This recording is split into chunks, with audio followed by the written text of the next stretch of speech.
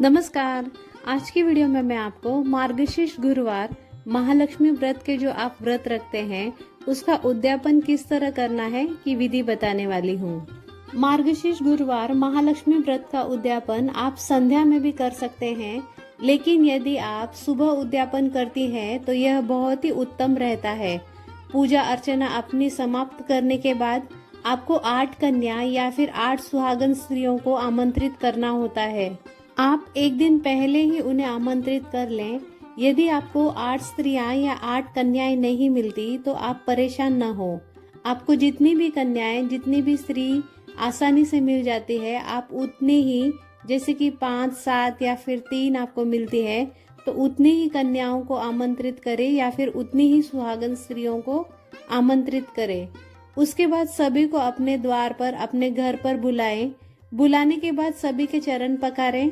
माता लक्ष्मी जी का स्वरूप समझकर, जिस प्रकार हम नवरात्रि का पूजन करते हैं, कन्याओं को साक्षात माता दुर्गा का स्वरूप समझकर इसी प्रकार से उनकी भी माता लक्ष्मी जी का स्वरूप समझकर पूजा करें। उनके चरण पखारें, उनको सिंदूर लगाएं, उन्हें आसन देकर बिठाएं। यह समझे कि माता लक्ष्मी आपके घर में स्वयं पधारी हैं। उसी तरीके से आप उनकी सेवा पूजा करें। अब प्रसाद की बात आती है तो प्रसाद में आप जैसे मीठा प्रसाद बनाकर उद्यापन करती हैं तो बहुत अच्छी बात है। यदि आप नमक वाला भोजन करवाना चाहती हैं तो आप पहले मीठा भोजन करा दें, उसके बाद सब्जी, पूरी इत्यादि जो भी आप खिलाना चाहती हैं खिला सकती हैं, लेकिन भोजन सात्विक तरीके से बना हुआ होना चाहिए। उसमें प्याज लहसुन का उपयोग नहीं किया जाता। मीठे प्रसाद में आप खीर का भोजन करवा सकती हैं, हलवे का भोजन भी आप करवा सकती हैं। यदि आपने फलहार किया है तो आप खीर में मखाने की खीर बनाएं और हलवे में कुट्टू के आटे या फिर सिंघाड़े का हलवा बनाएं। यदि संभव हो तो खीर में आप केसर भी जरूर डालें। खीर या हलवे में से आप कोई भी एक चीज बना सकती हैं। जो भी आप प्रेम से, श्रद्धा से अपने घर में स्वच्छता से बनाते हैं, उसमें से सबसे पहले आपको एक पात्र में माता लक्ष्मी जी को अर्पित करें।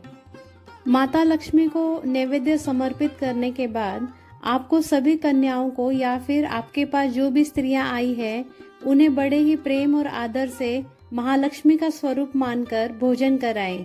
सबसे पहले आप उन्हें मीठा भोजन दें, उसके बाद उन्हें पूरी सब्जी जो भी आप खिलाना चाहती हैं वह खिला सकती हैं। बिना लहसुन प्याज का सात्विक भोजन कराने के बाद आप सभी लोगों को दक्षिणा दें, फल दें, मिष्ठान दें। माता लक्ष्मी की व्रत कथा की एक एक प्रत भी दें। जो फल इत्यादि आपने माता लक्ष्मी को अर्पित किया है पूजा में, उसमें से आप प्रसाद के रूप में दे सकती है सबको।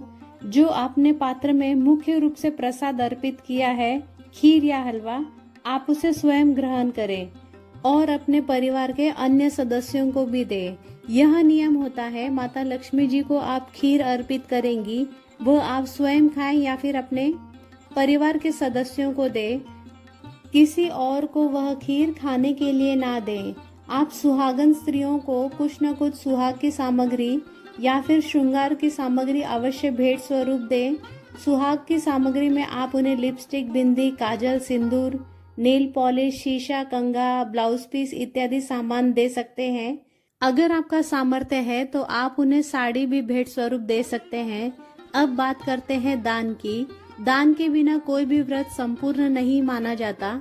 आप किसी मंदिर में या फिर किसी ब्राह्मण को दान दे सकती हैं। आप दान में अन्न दान कर सकती हैं, वस्त्र दान कर सकती हैं, फलों का भी दान किया जाता है। अन्न में आप 1.25 किलो चावल, 1.25 किलो गुड़, 1.25 किलो पीली चने की दाल दान कर सकती हैं। दान की सामग्री आप अपनी सामर्थ्य के अनुसार कम या ज्यादा भी कर सकती हैं। आप बस श्रद्धा और प्रेम से दान करें।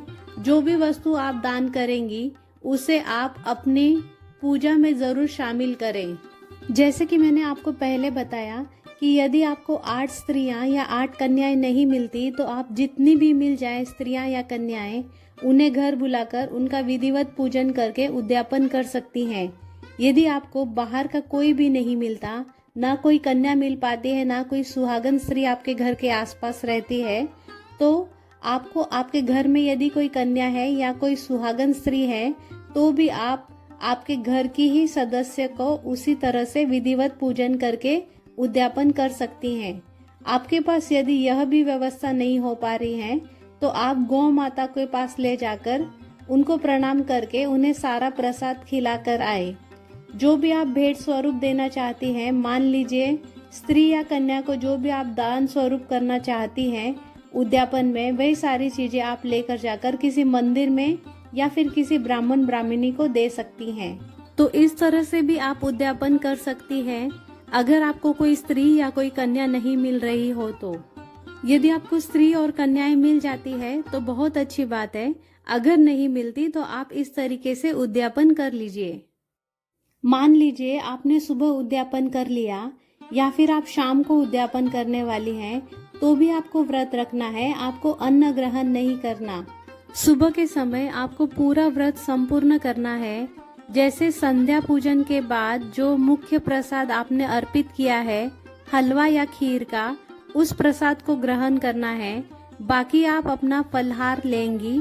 इसके बाद कुछ भी ग्रहण नहीं करना है। अब बात करते हैं पारण की। तो पारण आपको शुक्रवार को सुबह ही करना होता है। आप शुक्रवार के दिन सुबह सवेरे उठकर दोबारा से पूजा कर लीजिए, चौकी हटा लीजिए। उसके बाद आपको विसर्जन करना है।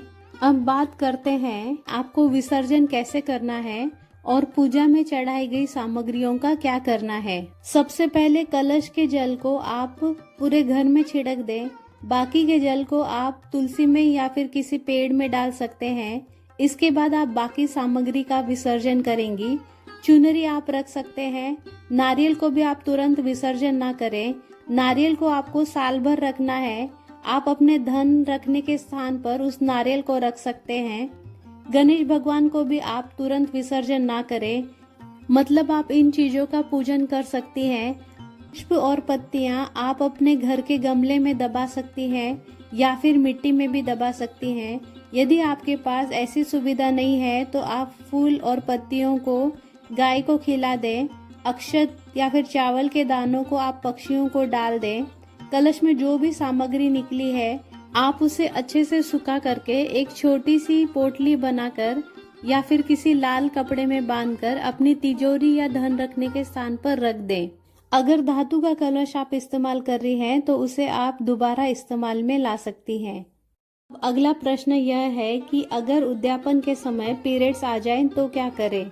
यदि आपके पीरियड्स आ गए हैं तो आप उस गुरुवार को छोड़कर उस गुरुवार को आप व्रत रखेंगी। पूजन घर के किसी और सदस्य से करवा लें और अगले गुरुवार को उद्यापन की विधि इसी तरह से करिए जैसे बताई गई है। अब अंत में बात कर लेते हैं महालक्ष्मी धन प्राप्ति मंत्र की। यह मंत्र है ओम श्री महालक्ष्मी नमः, ओम श्री महालक्ष्मी नमः, ओम श्री महालक्ष्मी नमः। या फिर आप दूसरा मंत्र है वह भी बोल सकते हैं ओम श्रीम ह्रीम श्रीम कमले कमलालये प्रसिद्धि प्रसिद्धि श्रीम ह्रीम श्रीम ओम महालक्ष्मी नमः मंत्र का 108 बार जाप कर सकते हैं। महालक्ष्मी की कृपा सदा आपके जीवन पर बरसती रहे, इसी मनोकामनाओं के साथ आज के वीडियो में बस इतना ही। अगर आपको वीडियो पसंद आया हो तो प्लीज लाइक एंड शेयर करिए, कमेंट बॉक्स में जय महालक्ष्मी लिखिए और मेरे चैनल को सब्सक्राइब करिए। Thank you.